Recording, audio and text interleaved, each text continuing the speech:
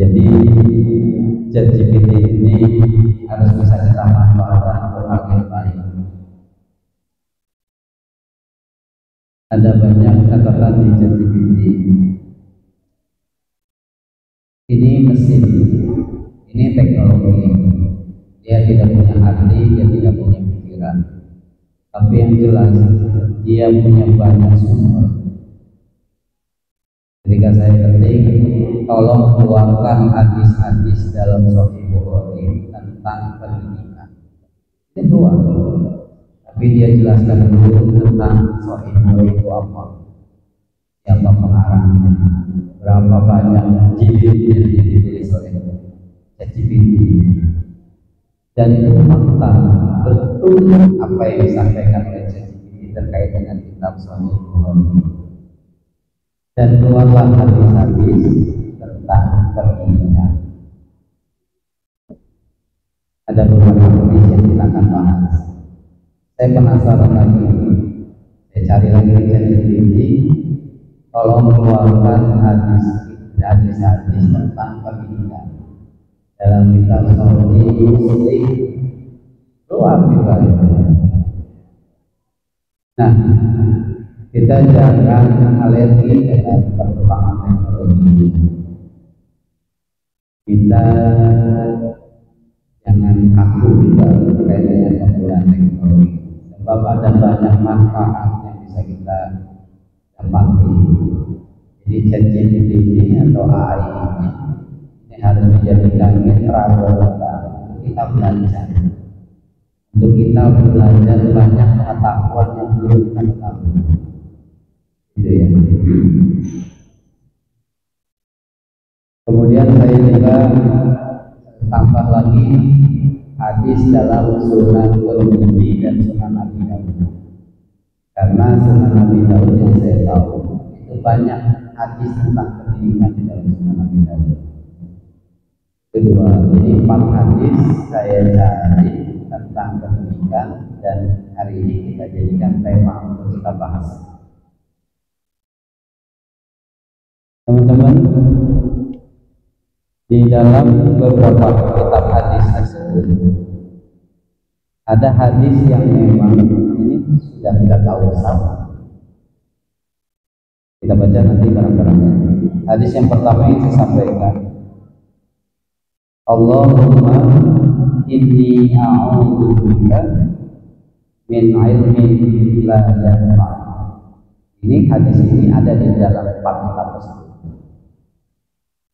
Allahumma inni a'udzubika min ilmin la yanfa'. Dibaca sama-sama. Allahumma inni a'udzubika min ilmin la yanfa'. Hadis ini sangat penting jika kita kaji, bahwa hadis ini mengisyaratkan ada banyak orang yang menuntut ilmu, terlalu percaya diri dengan proses menuntut ilmunya, sehingga tidak pernah berdoa seperti ini. Atau jangan-jangan kita sendiri tidak pernah mengucapkan doa seperti ini. Tiap pada sholat kita selalu berdoa, hanya Rabbana atina fid dunya hasanah wa fil akhirati hasanah wa qina adzabannar. Mungkin itu selalu kita ucapkan dalam doa kita, itu juga bagus. Tapi dalam dimensi kita sebagai penuntut ilmu, doa ini harus selalu terpanjatkan. Doa yang harus selalu dipanjatkan bagi kita yang sedang menuntut ilmu, berdoa memohon pada Allah dari ilmu yang tidak bermanfaat. Memangnya ada ilmu yang tidak bermanfaat? Ada tidak? Ada. Banyak bahkan ilmu yang tidak bermanfaat. Ada banyak ilmu yang tidak bermanfaat. Tapi kita pengen punya sedikit ilmu tapi bermanfaat. Al ilmu bila amalin kasyajari bila amalin. Jadi bagaimana sih sebetulnya ilmu yang bermanfaat? Kita bisa lihat di pepohonan. Kita pernah bahas juga pohon di pertemuan berapa lalu. Jadi ilmu yang bermanfaat seperti pohon yang banyak buahnya. Kalau sudah berbuah itu pohon, itu pasti yang merasakan, bukan hanya pemiliknya. Ada orang-orang di sekitar pemiliknya itu yang bisa merasakan tentang buah. Nah sekarang kita introspeksi diri kita nih. Teman-teman sudah menuntut ilmu sejak dari TK, PAUD bahkan ya, PAUD, TK, SD, SMP, SMA sampai sekarang perguruan tinggi. Sudah berapa lama? Sudah berapa tahun? Tidak terhitung tahun. Terus ke siapa ilmu ini kita berikan? Ke siapa manfaat ilmu ini kita berikan? Belum ada Pak. Ya kalau belum ada, ayo hari ini kita belajar kecil-kecil untuk bisa memberikan manfaat ilmu yang sudah kita raih. Ya. Atau karena kita tidak mau mengamalkan ilmu kita, atau karena kita memang sudah dipenuhi dengan ilmu yang banyak, ilmu yang tidak bermanfaat pada kita. Nah, inilah pentingnya hadis ini diungkapkan. Ada banyak orang yang menuntut ilmu, tetapi tidak bermanfaat ilmunya, tidak memberikan manfaat besar ilmu. Di beberapa minggu lalu saya akan menjelaskan bagaimana hadis-hadis itu membangun teknologi. Hadis-hadis Nabi itu membangun peradaban. Hadis-hadis Nabi itu membangun ekonomi. Itu hadis-hadis Nabi. Contoh yang saya harus bahas dulu yang beberapa minggu lalu karena tidak ada. Bagaimana hadis Nabi menekankan tentang ihya'ul maut, menghidupkan tanah-tanah yang mati. Kenapa harus menghidupkan tanah-tanah yang mati? Untuk menghidupkan masyarakat, untuk menghidupkan bumi, untuk menghidupkan makhluk-makhluk yang ada di sekitar bumi. Jadi hadis-hadis Nabi bukan sekedar hadis tentang sholat, tentang puasa, tapi banyak hadis-hadis Nabi untuk membangun ekonomi kita. Nah, inilah yang kita harapkan, ilmu kita juga bermanfaat buat masyarakat, buat bumi, buat makhluk di sekitar. Itu. Jadi kalau kita sudah dapat ilmu, harus kita pikirkan dari ilmu yang sudah kita dapat apa yang bermanfaat buat masyarakat. Dan dipikirkan. Gitu ya. Jadi ilmu yang bermanfaat seperti pohon yang sedang berbuah dan buahnya itu dirasakan oleh banyak orang. Nah, sekarang kita yang belum terasakan dari ilmu yang kita miliki hari ini, kita buat schedule-nya, kita buat perencanaan.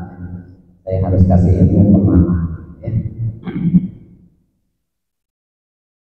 Oke. Yang kedua, ini kita bisa analisis ilmu yang bermanfaat, ilmu yang memang yang kata hadis Nabi itu falahu ajruhu wa ajru man amila bihi. Jadi kebermanfaatan ilmu itu bukan hanya buat dirinya, tapi buat orang lain yang melakukan amal yang serupa yang sudah kita contohkan. Nah, ini yang kata hadis Nabi, idza mata adama qata'a amaluhu illa min salas. Salah satunya adalah ilmin yuntafa. Ilmu yang bermanfaat. Kita ngajarin kepada A ngajarin lagi ke B ngajarin lagi ke C. Itu salah satu contoh diantaranya. Ada juga ilmu. Kita udah dapat ilmu nih, kita belajar. Contoh di bidang saya. Contoh di bidang saya. Hari ini misalkan sudah mampu menciptakan penghilang polusi udara, udara kotor, kemudian dia menciptakan alat sehingga udara menjadi lebih bersih lagi.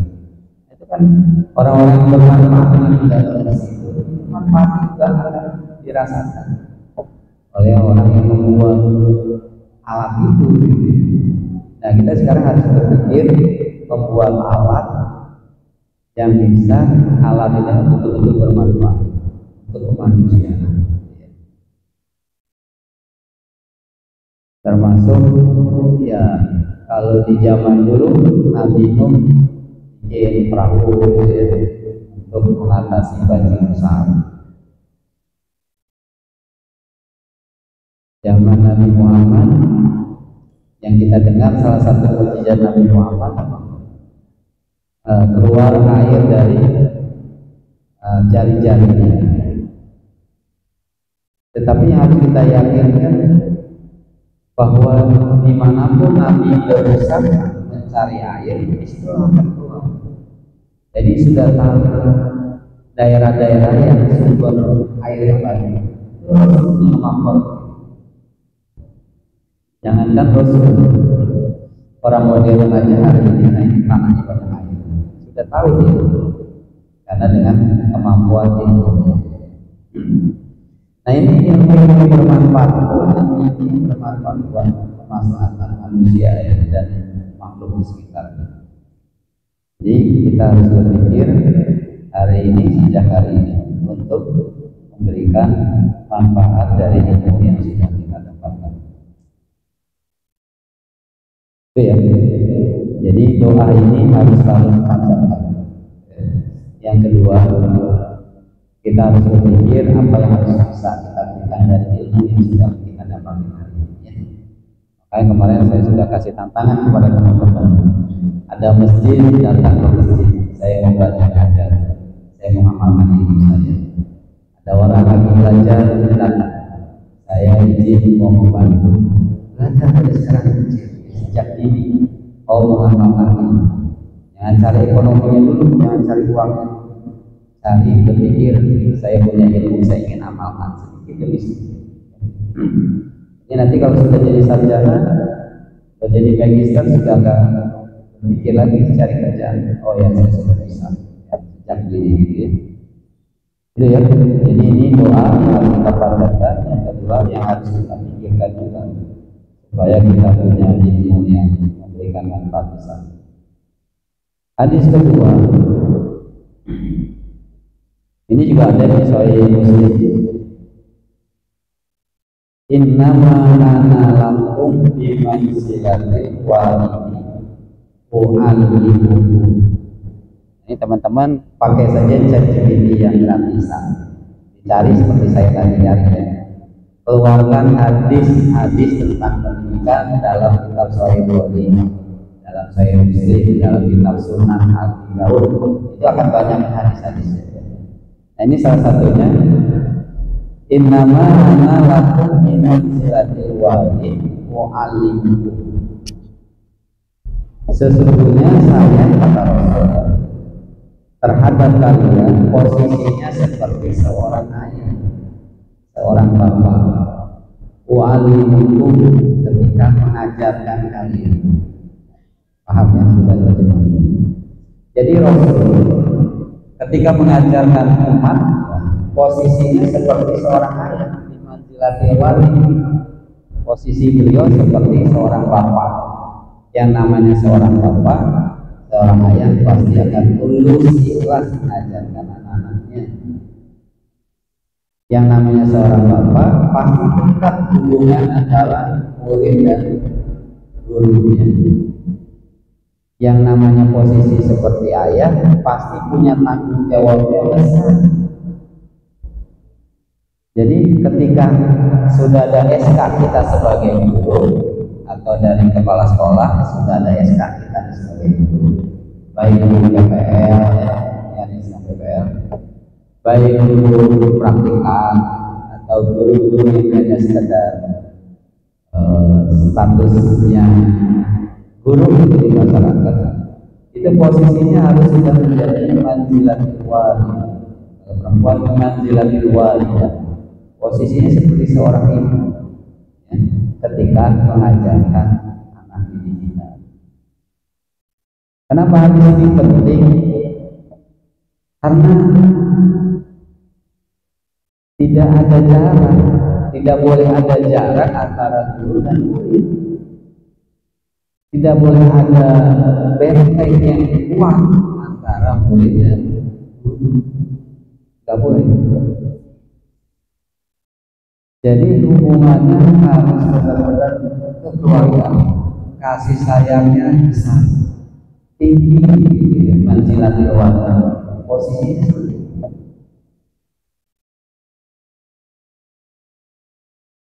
Tanggung jawab sebagai gurunya benar-benar besar. Ada kadang-kadang kan hari ini ya sedang viral hubungan guru dengan murid di sekolah tidak pada banyak diviralkan murid-murid yang bangor ya. Banyak sedang diviralkan. Guru-guru yang itu juga salah, banyak diviralkan. Jadi ada banyak Baterainya kayaknya habis. Ada banyak yang memang sedang kayak dimusuh-musuhin gitu ya, murid dan guru. Ya seharusnya ya, kita ganti dulu. Ini baterainya habis.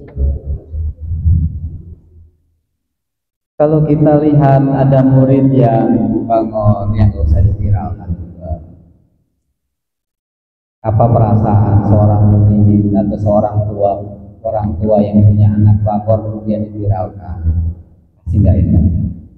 Sama juga ketika guru sedang ada masalah kemudian diviralkan ya.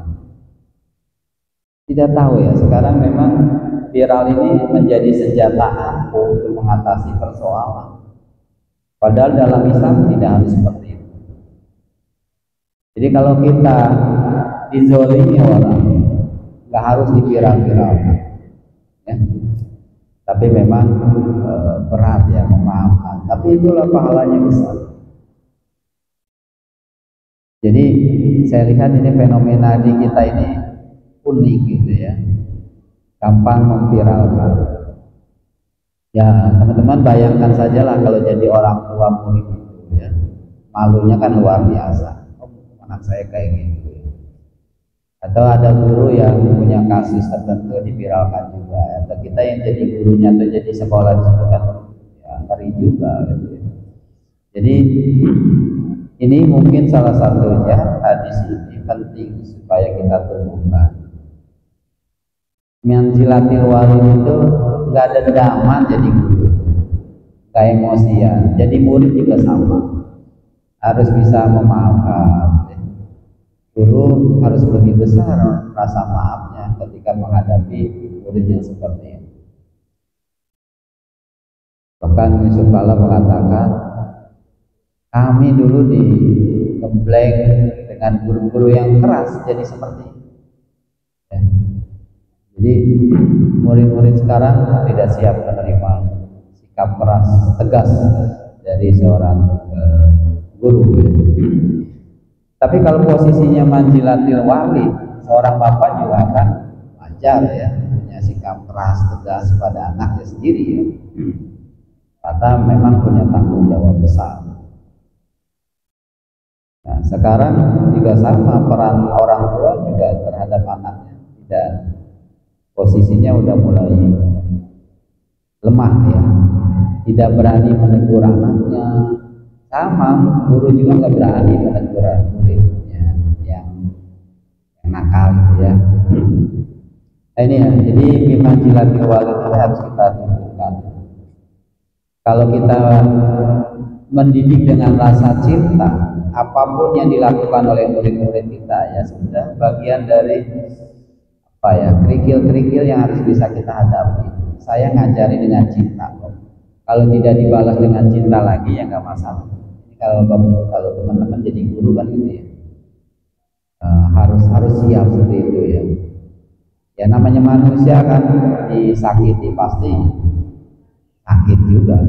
Tapi kalau kita sadar bahwa ya konsekuensi jadi guru, dihina di apapun ya harus siap. Dihina oleh orang lain tidak akan menjadi hina diri kita ya. Difitnah oleh orang lain tidak akan menjadi jatuh harga diri kita. Sebetulnya kalau kita sadar itu ya. Justru semakin dihinakan oleh orang lain, Allah akan mengangkat derajat kita. Nah, itu yang harus kita yakin bagi seorang guru, harus punya keyakinan. Gitu ya. Jadi bimanzilatil walid itu yang pertama, guru atau kita calon guru harus punya tanggung jawab besar, punya kasih sayang yang tinggi, memaafkan segala kesalahan anak kita apapun yang dilakukan. Karena min manzilatil walid itu kasih sayang kita itu seperti orang tua. Kan orang tua kalau anaknya jahat seperti apapun, bukan namanya orang tua yang akan memaafkan. Itu yang kedua ya. Kemudian yang ketiga, ini sudah terkenal hadis ini, tetapi hadis ini cuma bisa dipotong ya. laisa minna man lam yujilla kabirona wa yarham saghirona. Nah, hadis itu cuma kita paham cuma sampai di sini. Bukanlah dari golongan umatku orang yang tidak menghormati yang tua, tidak mencintai yang muda. Kita cuma sampai di situ. Ternyata ada lagi hadis ini lengkapnya. Wa ya'rif li alimina haqqahu. Wa ya'rif li alimina haqqahu. Itu hilang. Wa ya'rif li alimina haqqahu. Jadi yang kita paham, yang kita tahu hadis itu cuma dua. Laisa minna lam yujilla kabirona wa yarham saghirona. Bukanlah di antara umatku atau termasuk golongan umatku orang yang menghormati yang tua dan menyayangi yang muda. Cukup sampai di situ yang kita pernah tahu ya. Ternyata ada lagi lengkapnya. Wa ya'rif li alimina haqqahu. Bukan juga termasuk umat Rasul yang dia tidak tahu hak gurunya, tidak tahu hak gurunya itu juga bukan umat Rasul. Jadi setiap guru punya hak.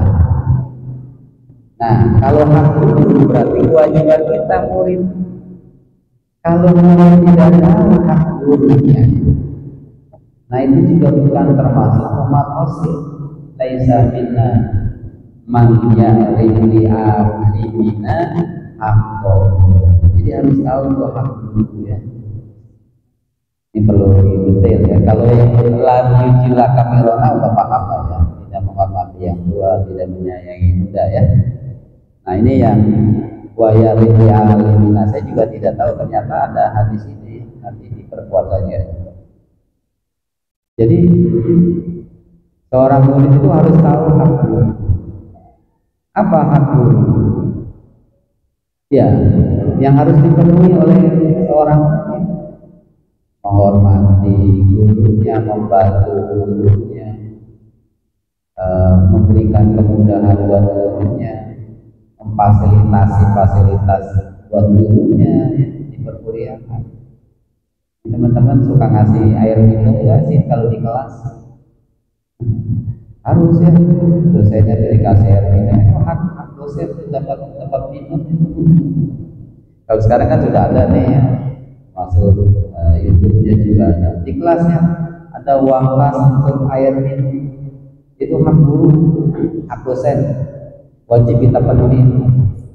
Ya air saja lah murah ya, ada air minum Sunan Jati ya. Itu. Atau hak guru, banyak ya hak guru yang harus diberikan kepada kita. Ya selain itu ya sikap menghormati, menghargai, memberikan kemudahan buat para guru-guru kita, para dosen-dosen kita, itu juga hak-hak. Bayangkan kalau 3 SKS, apalagi kalau dosen ngajar dari pagi sampai sore, mahasiswanya meninggalin tahun hak dosennya gitu ya. Jadi itu juga bagian dari hak yang harus dipenuhi oleh kita sebagai mahasiswa, kita sebagai murid gitu. Atau juga termasuk hak guru, ya hak dosen ya. Termasuk misalkan ya mendahulukan kebutuhannya dosen. Ketika di lift antri ada dosen yang antri juga, ya, utamakan itu hak. Ya. Apalagi jalan kaki juga sama ya, mendampingi. Kemudian juga ketika guru atau dosen sakit, itu ada hak buat kita untuk menjenguk ya, mendoakan, itu hak juga ya.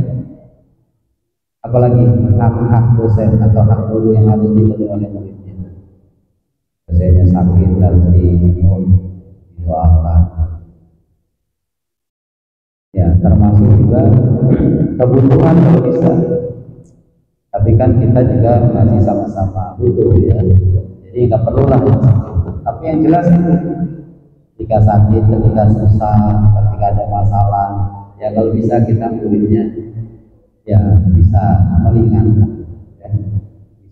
bisa meringankan. Atau jangan-jangan kita menjadi murid yang nggak kenal guru kita. dosen kita jangan-jangan. Jadi itu ya, waya rifli alimina akko. Jadi harus tahu itu kebutuhan guru kita, kebutuhan dosen kita. Teman-teman nantilah ngalamin jadi guru ya, dari tarbiyah, ngalamin jadi dosen insyaallah ya. Nanti itu mengalami, oh ya ternyata harus ada hak ini ya. Sekarang ada aturan baru di Kementerian Agama itu, ada tidak boleh gratifikasi. Gratifikasi itu memberikan sesuatu kepada ASN yang tujuannya untuk memudahkan urusan mahasiswanya. Nah itu gratifikasi. Kalau ngasih air minum saya bikin gratifikasi. Itu ya hak pokok yang dicari, hak guru kita itu apa? Itu harus tahu kita dan dipenuhi hak. Karena ya tidak tergolong umat Rasul kalau tidak dipenuhi hak guru kita, hak dosen. Termasuk juga nih hak guru ya teman-teman. Ketika dosen bicara, ketika guru bicara atau memberikan nasihat, kita menyangkal nasihatnya, berdebat dengan guru itu juga tidak memenuhi hak. Jadi banyak sebetulnya yang kita perlu analisis, kaji secara mendalam apa saja sih sebetulnya hak guru kita yang harus kita penuhi.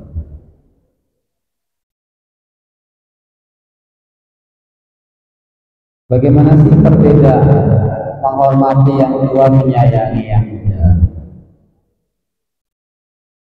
Menghormati yang tua, menyayangi yang muda. Sobirona yarham, kalau kabirona yujib, mengagungkan. Jadi perbedaan kita teman-teman antara kita umat manusia ini, itu kan kita dibedakannya dengan usia. Maka ada kabir, ada sobir.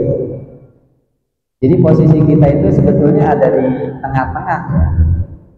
Ya saya juga mungkin posisi di atas teman-teman ya mahasiswa. Tapi saya juga masih sebagai manusia, posisi ada di tengah. Saya ada di senior, saya ada kabir, saya ada sobir, saya juga ada sobir saya. Nah, teman-teman juga sama, pasti ada kabirnya, ada sobirnya. Nah, kedudukan kabir dan sobir oleh Allah ini ya, itu kan dibedakan hanya dengan usia lahir kita. Oleh usia lahir, nggak ada manusia ini yang usia lahirnya sama ya. Ada nggak yang sama usia lahirnya semasjid ini? Nggak ada. Karena itulah ada status kabir, ada status sogir. Kalau dibilang kabir jangan marah, emang kenyataannya. Nah, dibilang sogir juga jangan marah, emang ada kenyataannya sogir ini. Jadi batas usia. Nah, tidak ada batas usia sebetulnya ketika kita bersikap seperti ini. Ke yang kabir kita agungkan, kita muliakan, ke yang sogir kita sayangi. Itu posisinya ada di sini.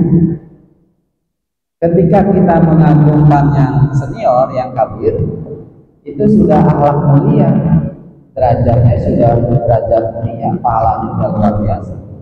Dan menyayangi yang muda juga pahalanya sudah luar biasa.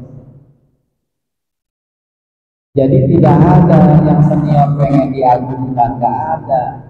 Sebab yang senior juga harus menyayangi yang junior. Junior mengagungkan senior, senior menyayangi junior. Jadi kehidupannya seimbang. Bahaya kalau hidupnya dunia ini tidak seimbang ya. Kan peredaran matahari bumi ini ya, ini juga harus seimbang. Ya, alhamdulillah ya, diberkahi dengan turunnya hujan ya. Mudah-mudahan turunnya hujan ini memberikan keberkahan buat kita semua. Amin. Jadi posisi kita di tengah-tengah Yang harus juga bersikap mengagungkan senior, menyayangi junior. Bagaimana caranya mengagungkan senior? Jangan menghinakan yang senior. Harus diagung-agungkan orang yang lebih tua dari kita itu. Memuliakan. Bagi yang muda, sayangi. Dengan apa sayangi? Yaitu tadi, ya. Karena yang junior ini kan belum banyak pengalaman, jadi harus dibagi. Yang junior masih perlu bimbingan, itu menyayangi. Ya. Nah, kepada yang senior, dia sudah punya banyak pengalaman, tinggal kita muliakan saja, hormati saja sebagai senioritas, ya. Nah, karena itulah teman-teman, di surga itu semua usia sama. Kenapa di surga usia kita jadi sama semua? Ya, karena di surga nggak akan ada yang jadi tua, nggak lahir dari yang muda, tidak. Di surga usia kita kan sama, atau sudah gitu ya. Nanti kita samalah seangkatan di surga, ya. Amin ya rabbal alamin. Enaknya di surga itu. Nah, di dunia ini dipilah-pilih dengan usia, tetapi supaya menyeragamkan dan menyeimbangkan usia kita yang berbeda-beda itu, maka dengan sikap ini, hormati yang tua, cintai yang muda, ya, cintai yang junior. Seperti itu, ya. Dipaham ya hadis ini, ya. Posisi kita, ya, supaya menyeimbangkan kehidupan. Jadi kalau jadi senior, jangan mentang-mentang senior bisa melakukan apapun ke junior, tak boleh. Yang junior juga jangan sombong, jangan mau enaknya, ya. Junior yang gak menghargai yang senior, harus dihargai, ya. Keseimbangan dunia itu ada di situ. Jadi, oke, kita jangan lihat usia, tapi harus kita lihat sikap ini, menghormati dan mencintai, ya. Dan itu juga, ya, waya ya atau, ya. Itu hadis ketiga, ya, teman-teman, ya. Oke, hadis keempat.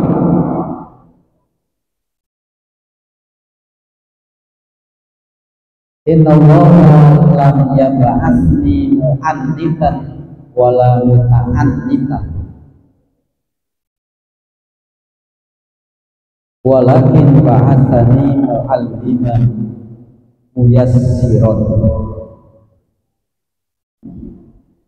Sungguh Allah lam yab'atsni, tidak mengutus aku, kata Rasul, mu'annitan, yang keras, wala muta'annitan, dan tidak mempersulit, keras dan tidak mempersulit. Walakin ba'atsani mu'alliman muyassiran, tetapi Allah mengutus aku mu'alliman, sebagai mu'allim, sebagai pengajar, sebagai guru, muyassiran, yang memudahkan.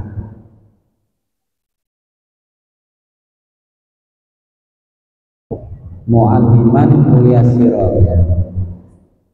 Jadi Rasul itu memang guru ideal, kita sepakat itu, ya.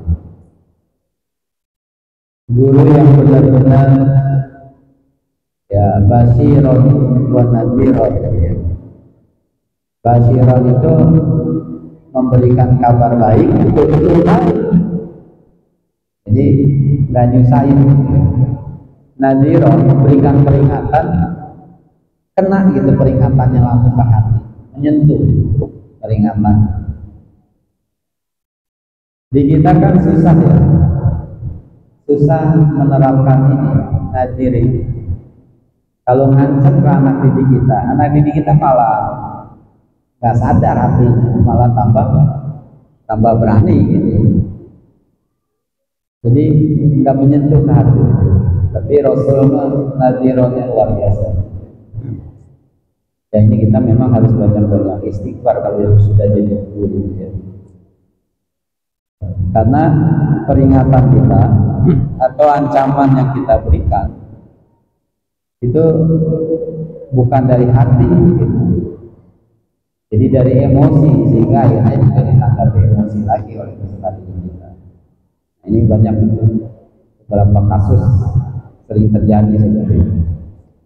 Oke, jadi prinsipnya jadilah mu'alifan yang yasiron, tidak keras, tidak kasar, tetapi memudahkan.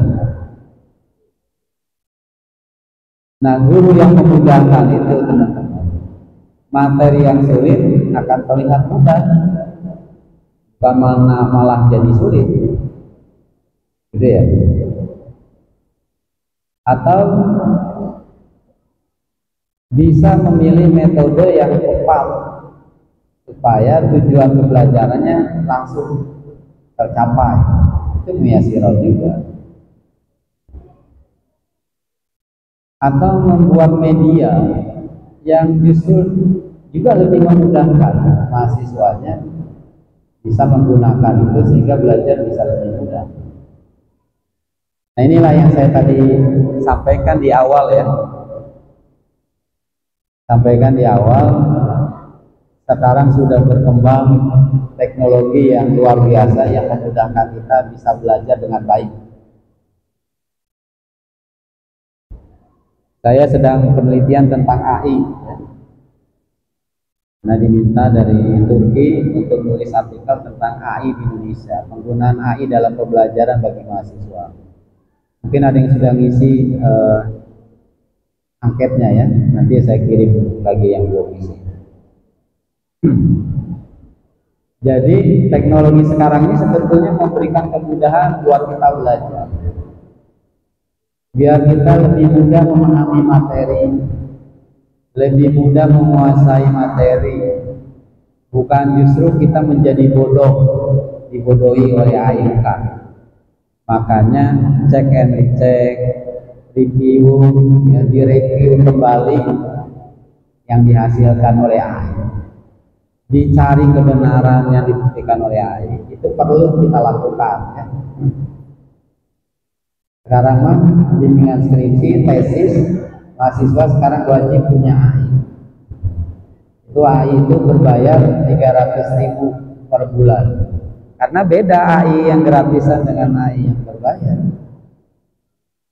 Karena dengan AI dia bisa nyusun proposal, ya semenit 2 menit langsung beres, dan proposalnya bagus. Dicek kembali, proposal penelitiannya bagus, alurnya bagus, kemudian literatur reviewnya bagus. Nah, inilah yang hendaknya kita bisa seperti ini gitu ya, memudahkan murid kita belajar dengan baik. Tetapi anehnya memang zaman sekarang sudah banyak teknologi-teknologi yang memudahkan, tapi justru kita terlena dengan teknologi. Jadi kita nggak mau banyak belajar. Ada tugas sudah tinggal caplok aja di AI ini. Kita nggak pahami dulu apa yang kita kerjakan itu benar atau tidak, atau kita dapat ilmunya dari pengetahuan yang kita dapatkan dari internet. Jangan-jangan jadi kita bikin makalah tentang ini melalui AI, udah langsung kumpulkan langsung, kita nggak pernah dapat ilmunya dari situ. Nah, itu yang sia-sia, rugi, kita nggak bisa memanfaatkan AI dengan baik. Kita jadi tambah bodoh kalau begitu dengan AI ya. Jadi AI atau ChatGPT atau apapun teknologi yang sekarang berkembang itu harus kita banyak belajar dari situ. Teman-teman silakan, saya sarankan download kitab-kitab atau buku-buku bahasa Inggris atau buku-buku bahasa Arab, dilampirkan di ChatGPT. Tolong berikan resume dari kitab ini, itu akan keluar resumenya, dan itu benar, nggak ada yang salah. Resume kitab, resume sumber ajar ya. Dulu zaman ini belum ada, belum oke. Sekarang saya mahasiswa udah wajib nih teks-teks buku bahasa Inggris dipelajari. Gak usah susah-susah pelajarinya, pakai ChatGPT, ini terjemahkan. Yang berbayar juga bisa, tapi berbayar tepat. Yang gratis bisa ya, tapi cuma berapa prompt yang bisa dipakainya. Tapi kalau berbayar ya. Jadi nggak ada yang salah dengan ChatGPT ya. Atau AI. Pak, gimana nanti Turnitin-nya tinggi? Beda, Turnitin-nya coba aja dibuktikan, dan saya sudah membuktikan Turnitin-nya malah rendah dengan AI. Tidak tinggi. Tapi kita harus terus terang, kata saya, Pak, saya menggunakan AI, tetapi sudah saya review kembali, sudah saya baca, sudah saya pelajari hasil AI, dan menurut saya tidak ada masalah. Bagaimana dengan Bapak? Apa yang sudah saya susun Pak? Itu diskusi terus terang, ya. Oke, itu ya kaitan dengan mu'aliman muyasirah, kasih fasilitas-fasilitas yang memudahkan anak bisa belajar dengan baik. Kasih referensinya, ini baca referensi, jangan pelit-pelit. Karena ada dulu tuh dosen, ini mah referensi buat saya dosen, mahasiswa nggak boleh ada yang tahu karena ini sumbernya saya dari sini. Nggak ada sekarang dosen kayak gitu. Semua yang mudah dimiliki oleh dosen ini share, pelajari, pahami. Kan salahnya di kita kadang-kadang nggak mempelajari ya. Nah, itu ya. Jadi mu'aliman muyasirah, fasilitas yang kita gunakan dipakai juga oleh mahasiswa kita. Jangan pelit terhadap ilmu ya. Bikin jadi guru itu yang memudahkan. Nah, intinya gitu ya. Oke, hadis berikutnya. Ini saya pikir sudah hafal hadis ini. Innallaha yuhibbu idza amila ahadukum amalan ayyutqinahu. Sama-sama dibaca ya. Innallaha yuhibbu idza amila ahadukum amalan ayyutqinahu. Nah, jadi Allah mencintai seseorang yang bekerja dan menekuninya pekerjaan. Tekun dengan pekerjaannya. Sekarang saya tanya teman-teman mahasiswa ini, udah tekun nggak belajarnya? Mahasiswa, sudah tekun belum belajarnya? Jadi kita memang persoalan kita itu belum menekuni apa yang kita lakukan hari ini ya. Belajar belum tekun, tugas-tugas juga belum tekun, padahal fasilitas sudah sangat memudahkan buat kita gitu ya. Udah ada Google Scholar, udah ada ChatGPT, tugas langsung beres, langsung di print, nggak dipelajari dulu, nggak dikaji dulu ya. Kita dapat apa kalau begitu? Nggak dapat apa-apa. Jadi harus tekun, tugasnya benar-benar dikerjakan. Pakai ChatGPT silakan pakai, dibaca, dipahami, sudah bisa paham, ditulis kembali dengan bahasa kita, belajar menyusun kata-kata dengan baik, dengan indah. Itu akan menjadi ilmu yang kita dapati sebagai bagian dari ketekunan kita. Saya sebetulnya ingin melakukan penelitian tentang ketekunan teman-teman ini ya. Ya hanya berapa persen lah dari kita yang tekun benar-benar belajar. Kalau tantangannya nggak pernah ada. Kalau ada dosen yang banyak tugasnya dianggap wah dosennya banyak tugasnya.